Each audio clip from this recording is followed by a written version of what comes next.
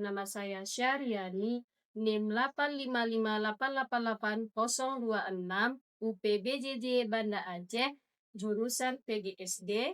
Hari ini saya ingin melakukan kegiatan praktikum yaitu tentang uji karbohidrat dan uji lemak pada makanan.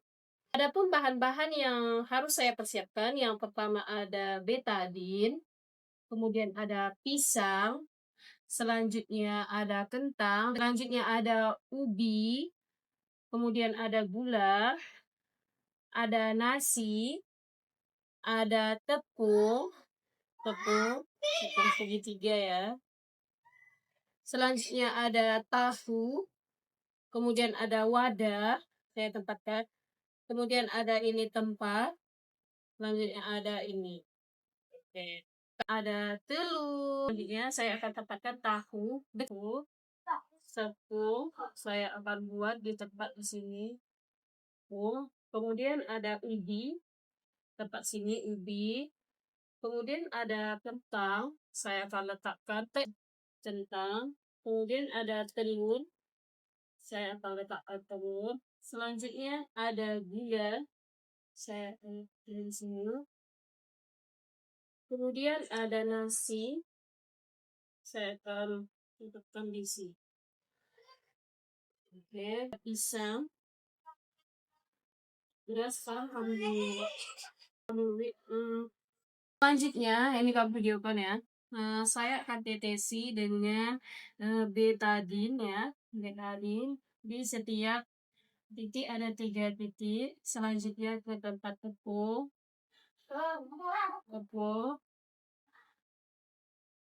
Nah, selanjutnya ke tempat ini ya. Selanjutnya ke tempat nasi, maafkan aku nasi. Selanjutnya ada pisang. Selanjutnya ada telur, ada ubi. Oke, sudah ya. Oke, coba kita perhatikan di sini ubi tahu tidak mengalami perubahan warna. Kemudian pada tepung ini mengalami perubahan warna. Kemudian pada kentang tidak mengalami perubahan warna, dan pada nasi mengalami perubahan warna. Kemudian pada pisang tidak mengalami perubahan warna. Selanjutnya pada gula juga tidak mengalami perubahan warna. Pada telur juga tidak mengalami perubahan warna.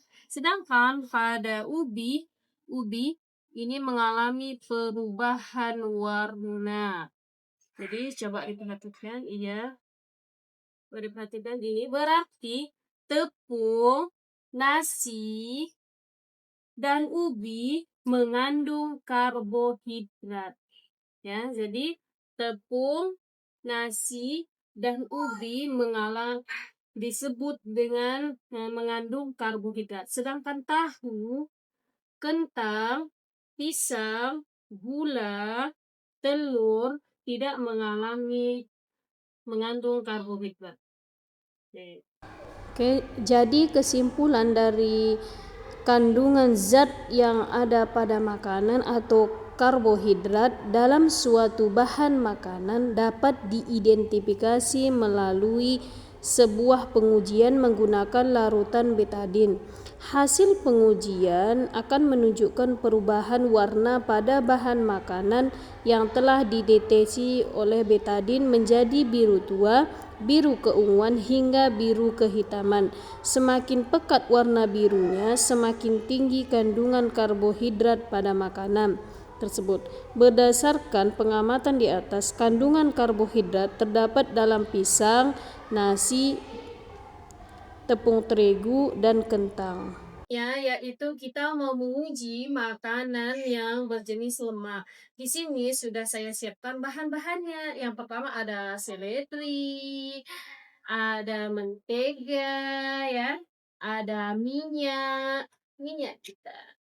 Kemudian ada pipet, ada santan, ada air, ada senter, ada susu, kemudian ada wortel, ada kemiri, ada kacang tanah, dan ada kertas untuk mengujinya. Ini adalah kertas ya, kertas warna coklat. Oke, kemudian ada piring. Ada dua ini. Pertama ada air, selanjutnya ada air. Ini kita ambil air ya, teman-teman. Ini ada air. Kita letakkan di sini. Selanjutnya ada minyak. Minyak. Kita letakkan sedikit. Minyak. Oke.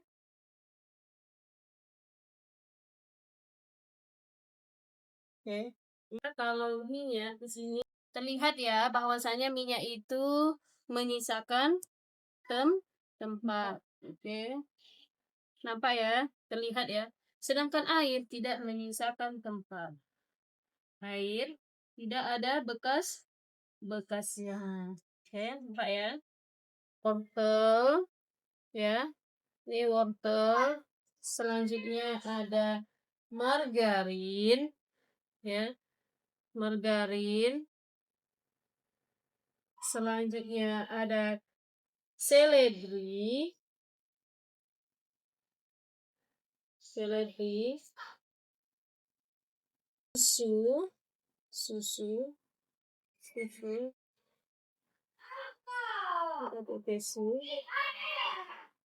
Ada susu. Selanjutnya ada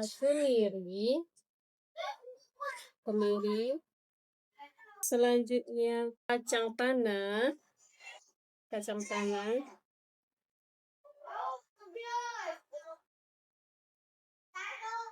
Susu. Oke. Ini kita akan diamkan selama 10 menit. Sekarang tidak mengalami perubahan apapun. Oke. Lanjut kemiri.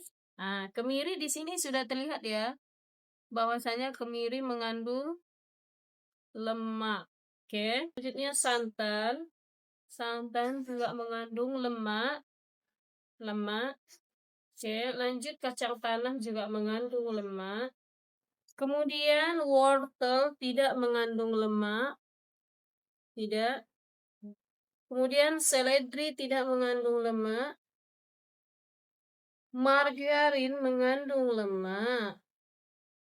Oke.